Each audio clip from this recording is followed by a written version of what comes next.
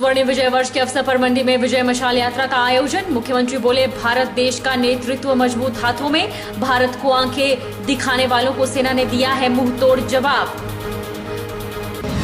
जिला में खुला प्रदेश का पहला आदर्श नशा मुक्ति एवं पुनर्वास केंद्र। केंद्र का मुख्यमंत्री ने किया लोकार्पण। कहा, युवाओं की नशे की लत छुड़ाने के लिए प्रदेश सरकार प्रतिबद्ध। भाजपा पार्टी से नाराज चल रहे प्रदेश उपाध्यक्ष योगराज ने खोला मोर्चा। कहा, पार्टी में की जा रही पुराने कार्यकर्ताओं की अनदेखी। पार्टी को नुकसान पहुंचाने वालों को मिलता है इनाम, तो हम क्यों रहे पीछे। और सत्य साई सेवा समिति जसूर ने रक्तदान शिविर का किया आयोजन। एसडीएम नूरपुर ने भी किया रक्तदान। रक्तदान के लिए आगे आने का लोगों से किया आग्रह। नमस्कार, आप देख रहे हैं HP 24x7। मैं हूं जनीशा। हिमाचल प्रदेश के मंडी जिला के सेरी मंच में पाकिस्तान पर भारत की ऐतिहासिक विजय के 50 वर्ष पूर्ण होने के उपलक्ष्य में स्वर्णिम विजय वर्ष विजय मशाल यात्रा कार्यक्रम का आयोजन किया गया। कार्यक्रम में मुख्यमंत्री जयराम ठाकुर ने शिरकत कर स्वर्णिम विजय वर्ष के अवसर पर विजय मशाल को ग्रहण किया। मुख्यमंत्री जयराम ठाकुर ने कहा कि देश का नेतृत्व मजबूत हाथों में है। अगर भारत को कोई कम आंकने की कोशिश करे, आंखें दिखाने की कोशिश करे, तो उसका मुंह तोड़ जवाब सेना ने दिया है। मुख्यमंत्री जयराम ठाकुर ने मंडी के सेरी मंच में पाकिस्तान पर भारत की ऐतिहासिक विजय के 50 वर्ष पूर्ण होने के उपलक्ष्य में मनाए जा रहे स्वर्णिम विजय वर्ष के अवसर पर विजय मशाल को ग्रहण किया। विजय मशाल यात्रा के स्वागत के लिए ऐतिहासिक सेरी मंच को आकर्षक ढंग से सजाया गया था।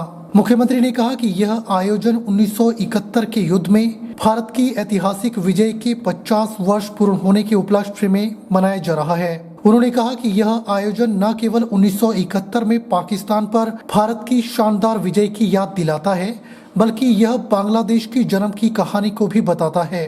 उन्होंने कहा कि प्रधानमंत्री नरेंद्र मोदी के द्वारा 16 दिसंबर 2020 को विजय मशाल जलाकर स्वर्णिम विजय वर्ष समारोह आरंभ किया गया और तब से विजय मशाल देश भर की यात्रा कर रही है। अपने संबोधन में मुख्यमंत्री जयराम ठाकुर ने कहा कि देश का नेतृत्व मजबूत हाथों में है। हमारे पड़ोस में चाहे कोई भी हो, भारत की हमेशा यही कोशिश रही है कि हमारा संबंध उनके साथ मित्रता का रहे, लेकिन बावजूद इसके हमें कोई भी कम आंकने की कोशिश करे, आंखें दिखाने की कोशिश करे, उसका मुंह तोड़ जवाब सेना ने दिया है, चाहे वो सर्जिकल स्ट्राइक हो या एयर स्ट्राइक।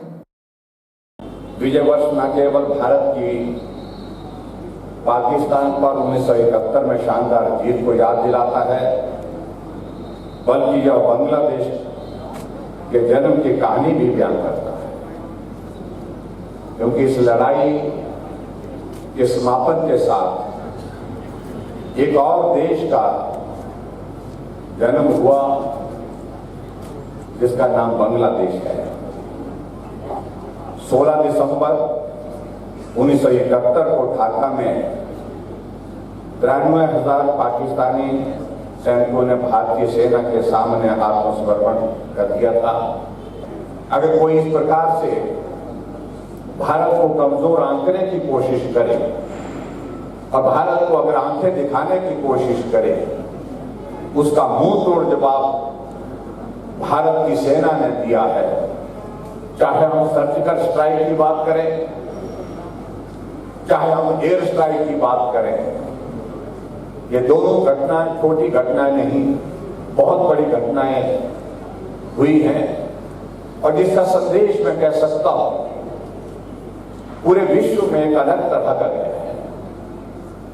और ऐसी परिस्थिति में हम सब लोग एक मजबूत नेतृत्व जिसकी भारत को आज की तारीख में आवश्यकता अनुभव हो रही थी, उस नेतृत्व के साथ आदरणीय प्रधानमंत्री नरेंद्र भाई मोदी जी के साथ जो है वो देश को आगे बढ़ाने में सभी वर्ग सहयोग दे रहे हैं। मुख्यमंत्री ने कहा कि हिमाचल को वीर भूमि का गौरव दिलाने में प्रदेश के वीर सपूतों ने अभूतपूर्व योगदान दिया है। उन्होंने कहा कि स्वतंत्रता प्राप्ति के बाद से हिमाचल के लगभग 1700 वीरों ने देश के लिए अपने प्राणों की आहुति दी है।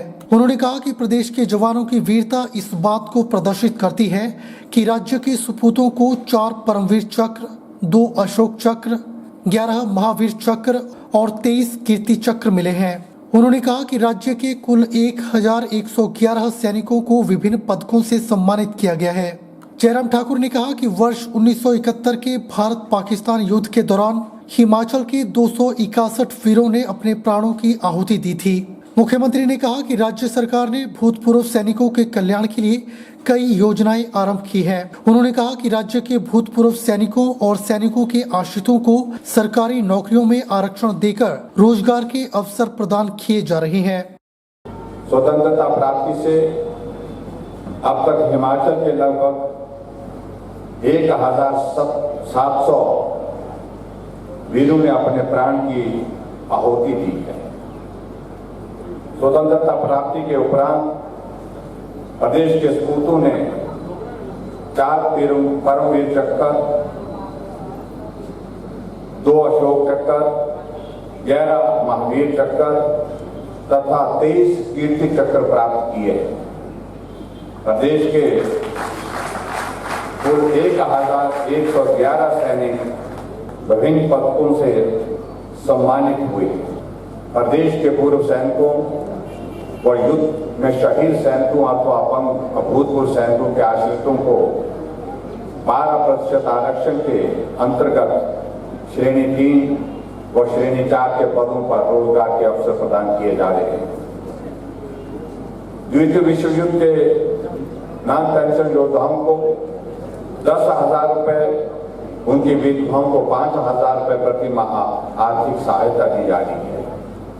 नॉन पेंशनर पूर्व सैनिकों के लिए 3,000 रुपए प्रति माह बुढ़ापा आर्थिक सहयोग दिया जा रहा है। आपको बता दें कि मुख्यमंत्री ने इस अवसर पर 1971 के युद्ध शहीदों के परिजनों को भी सम्मानित किया।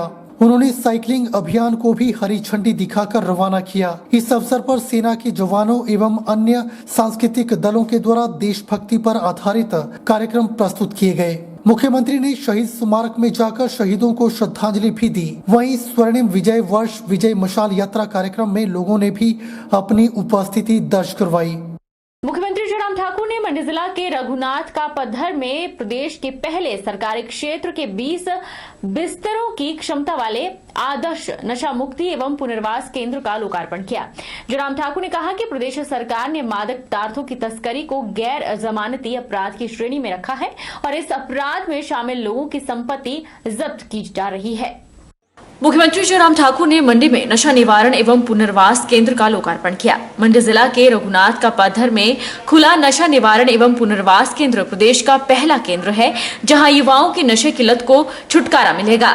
मुख्यमंत्री ने कहा कि प्रदेश सरकार नशे के आदी युवाओं की नशे की लत छुड़ाने के लिए नशा मुक्ति एवं पुनर्वास सेवाएं प्रदान करने के लिए प्रतिबद्ध है।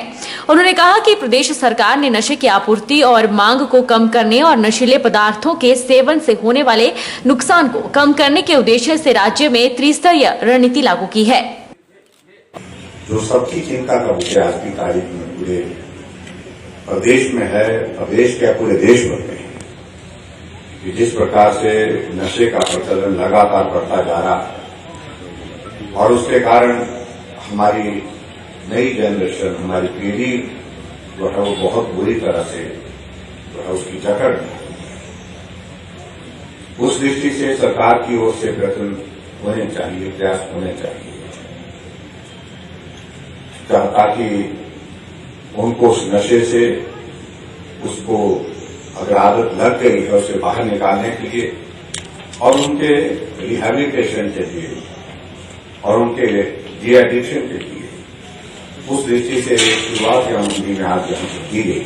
शहरी क्षेत्र में ये पहली शुरुआत है जहाँ ये नशा निवारण और पुनर्वास का जो है वो डी एडिक्शन सेंटर और रिहैबिलिटेशन सेंटर दोनों की एक शुरुआत की गई है। मुझे इस बात को लेकर के पसंद है कि हमको जो आज के इस दौर में जो परेशानी है, जिसका कई बार जिक्र करना भी कठिन हो जाता है, उसका समाधान इसके माध्यम से होगा। मुख्यमंत्री जयराम ठाकुर ने कहा कि प्रदेश सरकार ने मादक पदार्थों की तस्करी को गैर जमानती अपराध की श्रेणी में रखा है और इस अपराध में शामिल लोगों की संपत्ति जब्त की जा रही है। उन्होंने आश्वासन दिया कि इस केंद्र को और अधिक सुदृढ़ बनाने के प्रयास किए जाएंगे। भी कहना चाहता हूं कि हिमाचल प्रदेश में हमने कानून में भी सख्त प्रावधान किया। पहले इस प्रकार से रहता था कि क्वांटिटी को उसके साथ जुड़े हुए लोग जो व्यवसाय के रूप में इसको देखते हैं, अगर उनके पास क्वांटिटी कम पाई जाती थी एक लिमिट के मुताबिक, तो उनको जमानत मिलती थी। और हमने इसको आगे बढ़ करके कानून में संशोधन करके किया, क्वांटिटी थोड़ी हो चाहे ज्यादा हो, लेकिन जमानत का उसमें प्रावधान उसमें नहीं रखा। यानी कानून की दृष्टि से भी सख्ती करने की आवश्यकता उसमें जो महसूस की गई उसको भी किया गया। ज्वाली विधानसभा से संबंध रखने वाले और भाजपा ओबीसी प्रकोष्ठ के प्रदेश उपाध्यक्ष योगराज ने अपनी ही पार्टी के विरुद्ध मोर्चा खोल दिया है। पार्टी से नाराज चल रहे प्रदेश उपाध्यक्ष योगराज ने कहा कि पार्टी में नुकसान पहुंचाने वालों को अगर इनाम मिलता है तो हम क्यों पीछे रहें। उन्होंने कहा कि पार्टी में पुराने कार्यकर्ताओं का अनदेखी की जा रही है। ज्वाली विधानसभा से संबंध रखने वाले और भाजपा ओबीसी प्रकोष्ठ के प्रदेश उपाध्यक्ष योगराज ने अपनी ही पार्टी के विरुद्ध मोर्चा खोल दिया है। योगराज का कहना है कि पार्टी में पुराने कार्यकर्ताओं की अनदेखी की जा रही है। मीडिया को जारी बयान में भाजपा प्रदेश उपाध्यक्ष योगराज ने कहा कि इसके लिए एक पत्र उन्होंने राष्ट्रीय अध्यक्ष जेपी नड्डा और प्रधानमंत्री को लिखा है, लेकिन अभी तक उन्हें जवाब नहीं मिला है। हमेशा पार्टी अपने गलत निर्णय के कारण हारी है। भाजपा ओबीसी प्रकोष्ठ के प्रदेश उपाध्यक्ष योगराज ने कहा कि उन्होंने 1981 में पार्टी की सेवा करनी शुरू की थी। उसके बाद पार्टी में सक्रिय भूमिका 1984 में शुरू कर दी थी।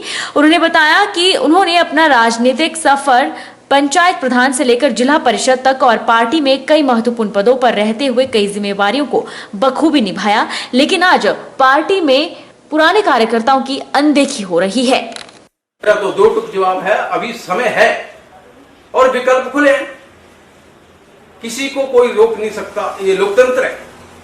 लेकिन पार्टी को नुकसान पहुंचाने वाले को इनाम मिलता है तो हम क्यों पीछे रहें। अभी बात करेंगे, मैंने माननीय प्रधानमंत्री जी को भी पत्र लिखा है, माननीय जगत प्रकाश नड्डा जी हमारे पार्टी के अध्यक्ष हैं, उनको भी पत्र लिखा है, माननीय मुख्यमंत्री जी को भी पत्र लिखा है। अभी उनका जवाब का इंतजार कर रहा हूं, लेकिन समय आने पर जो भी होगा, जो बात सामने आती है उसको हम ना तो छुपा सकते हैं ना भुला सकते हैं कि पार्टी जो निर्णय लेगी वो ठीक निर्णय होगा। वक्त चला है छोटे से ब्रेक का।